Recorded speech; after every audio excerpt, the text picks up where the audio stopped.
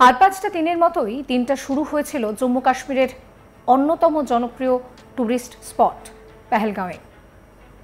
পেহেলগাঁওয়ে দেশ বিদেশ থেকে ভিড় করেন পর্যটকরা। মঙ্গলবার 22 এপ্রিল দুপুরে এই পেহেলগাঁও থেকে 5 কিলোমিটার দূরে ভাইসারানে জিহাদি হামলার ঘটনা ঘটল। আর সেই ঘটনায় জানে শেষ হয়ে যান 26 জনেরও বেশি পর্যটক। এদের মধ্যে বিদেশি পর্যটকও রয়েছেন।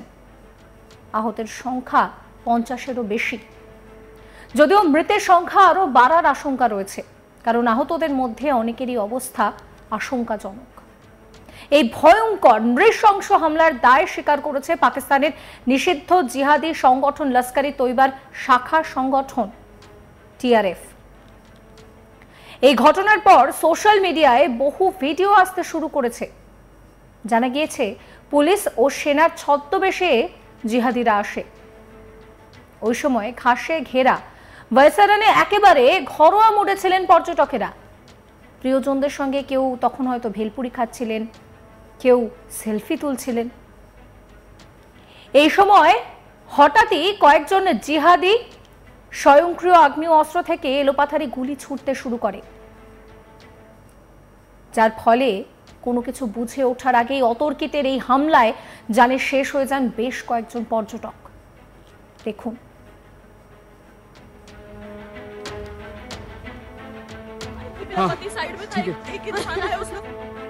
यहाँ पे उसने बोला कि शायद मुस्लिम नहीं है। उसने नहीं आप टेंशन मत लो। अब बेटा आप यहाँ पे रहो, हम साथ में।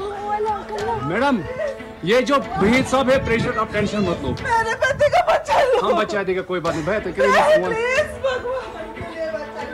जब से मन युवा डिजाइन किया है। मैं आ रहा हूँ। मैं कहाँ पे आपका ये हस्बैंड?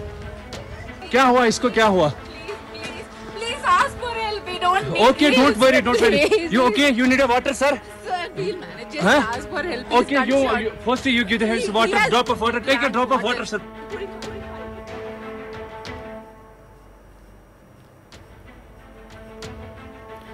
একজন মহিলা পর্যটক ঘটনার পরপরই জানান যে তিনি ভেলপুরি খাচ্ছিলেন। সেই সময় হঠাৎ করে জিহাদিরা তার স্বামীকে পয়েন্ট ব্ল্যাঙ্ক রেঞ্জ থেকে গুলি করে। ঘটনাস্থলেই জানে শেষ হয়ে যান তার স্বামী। তবে হামলার আগে জিহাদিরা ধর্মের কথা জিজ্ঞাসা করেছিলেন, সেটাও জানা যাচ্ছে। অর্থাৎ ধরে ধরে ধর্ম জিজ্ঞাসা করে এক এক করে জানে শেষ করে এই জিহাদিরা। ওই মহিলা জানান তার স্বামীকে জানে শেষ করার আগে ওই জিহাদিরা বলেছিল ও বোধহয় মুসলিম নয়, আর এরপর তার স্বামীকে জানে শেষ করে দেওয়া হয়। পর্যটক কি বলছেন শুনুন। पूरी खाली से मेरा पति साइड में था, एक इंसान है उसने यहाँ पे उसने बोला कि शायद मुस्लिम नहीं है। उसने पूरी खाली से मेरा पति साइड में था, एक इंसान है उसने यहाँ पे उसने बोला कि शायद मुस्लिम नहीं है। उसने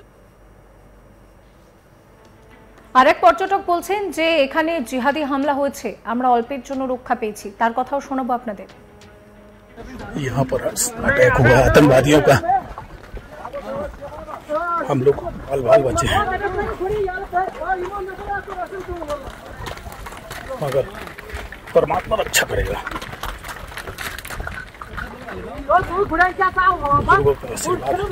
भगवान की कृपा से जरूर बचेंगे हम।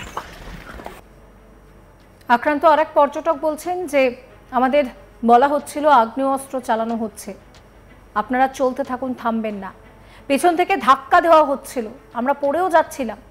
এরপর আমাদের হাসপাতালে আনা হয়। কি বলছেন তিনি শুনুন। लोगों ने आवाज दी है कि फायरिंग हो रही है और चलते जाइए। बस ऐसे दौड़ा, आगे दौड़ते जा रहे थे हम लोग, और पीछे से लोग आ रहे थे, हमको धक्के दे रहे थे। हम लोगों के पैरों में भी आ गए। फिर उन्होंने मुझे उठाए, बच्चे को, ये मेरा बेटा भी है वो पीछे था, उनको निकाले। हम पीछे ध्यान ही नहीं दे रहे थे क्योंकि हमको आगे की सोचना था। জম্মু কাশ্মীরের মুখ্যমন্ত্রী ওমর আবদুল্লাহ তিনি বলছেন যে সংসদে পাশ হয়েছিল যে এই এলাকাকে খালি করতে হবে সরকারকে। এটা আজকের কথা নয়, 90-এর দশকে এটা কাশ্মীর নিয়ে সংসদে পাশ হয়েছিল। আমি আপনাদের কাছে ক্ষমা চাইছি। আপনারা অনেকেই পাকিস্তানের কাছে কাশ্মীরের যে অংশ রয়েছে সেটা নিয়ে উদ্বেগ প্রকাশ করেন, কিন্তু চীনের কাছে যে আমাদের অংশ রয়েছে তা নিয়ে চুপ থাকেন। কি বলছেন ওমর আবদুল্লাহ শুনুন। पार्लियामेंट का हुक्म है कि गवर्नमेंट को वो इलाका खाली कराना चाहिए। और ये आज की बात नहीं है, ये 90s में यूनानिमस पार्लियामेंट का रेजोल्यूशन पास हुआ था उस तरफ के कश्मीर के बारे में। लेकिन मैं माफ़ी चाहता हूँ ना, जहाँ आप लोग बहुत बेसब्री से और बहुत मतलब उछल कूद करते हो पाकिस्तान के पास जो कश्मीर का हिस्सा है उसके बारे में, लेकिन चीन के पास जो हमारा हिस्सा है उस पर आप लोग এখানেই শেষ নয়, এই হামলার পিছনে ধর্ম একটা বড় ফ্যাক্টর হিসেবে কাজ করেছে বলে জানাচ্ছেন প্রত্যক্ষদর্শী থেকে শুরু করে আক্রান্ত পরিবারের সদস্যরা। বেছে বেছে ধর্ম জিজ্ঞেস করে হিন্দুদেরকেই টার্গেট করা হয়েছে।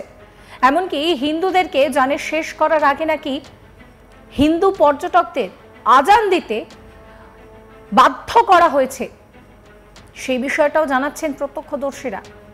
হামলার সময় ওই গ্রাসল্যান্ডে কোথাও লুকোনোর জায়গাই পাননি পর্যটকেরা। ভাইসারানির ওই এলাকাটিকে বলা হয় মিনি সুইজারল্যান্ড। হামলার সময় পর্যটকদের পরিচয়পত্র খতিয়ে দেখা হয়। এমনকি এই হামলার পিছনে কারা থাকতে পারে সেই নিয়েও সেই সময় একটা চর্চা শুরু হয়। আবার আরও একটা বিষয় জানা গিয়েছে যে জিহাদিরা অনেকেই নরেন্দ্র মোদীর নাম করে নাকি হুঁশিয়ারি দেন। জিহাদিদের বলতে শোনা গিয়েছে যে জাগিয়ে বল তোদের মোদীকে। এই হামলার ঘটনার পর দ্রুত সাহায্যের জন্য এগিয়ে আসেন স্থানীয় বাসিন্দারা। মূলত তাদের সাহায্যেই গুরুতর জখম ও আহতদের হাসপাতালে পৌঁছানোর কাজ শুরু হয়। এরপর ঘটনাস্থল ঘিরে ফেলে সেনা ও পুলিশ। গোটা ঘটনাকে কেন্দ্র করে রীতিমতন চাঞ্চল্য তুঙ্গে রয়েছে, শুরু হয় চিরুনি তল্লাশি। এদিকে ঘটনার পরই কাতার সফরে থাকা প্রধানমন্ত্রী নরেন্দ্র মোদীর সঙ্গে ফোনে কথা হয় কেন্দ্রীয় স্বরাষ্ট্রমন্ত্রী অমিত শাহ। রাতেই জম্মু কাশ্মীরে যাওয়ার জন্য অমিত শাহকে নির্দেশ দেন Narendra Modi.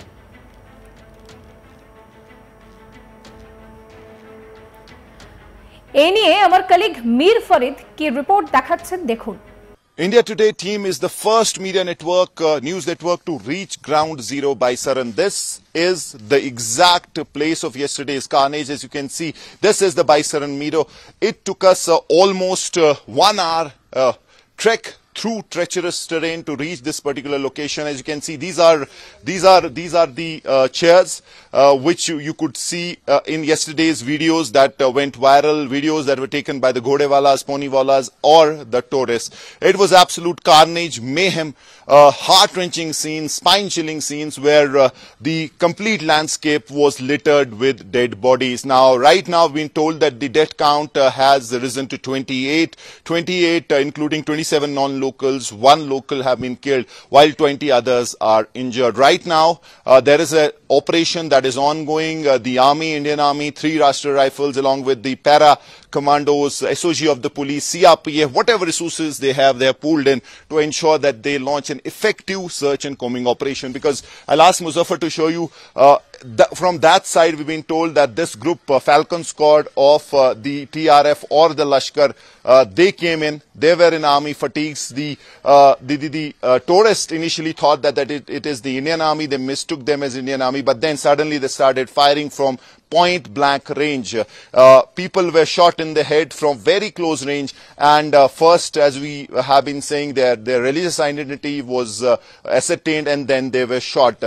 It is a dense forest area. One can clearly see there are at least 2-3 mountain ranges on that side. So this is not an easy operation for the security forces, because if they have chosen this area, they have chosen it because they know that they have an escape plan.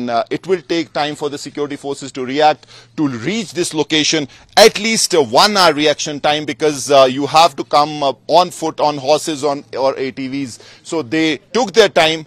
We've been told that around 250 to 300 bullets have been fired from automatic rifles, including M4 sophisticated rifles. So that really is the situation right now. Equipment that could be important for the security forces for an effective search operation is being launched. Continuously, we can also hear the sound of choppers which were hovering over UAVs, drones, and that really is the situation right now. এই সংক্রান্ত যাবতীয় আপডেটের জন্য চ্যানেলটিকে subscribe করতে ভুলবেন না।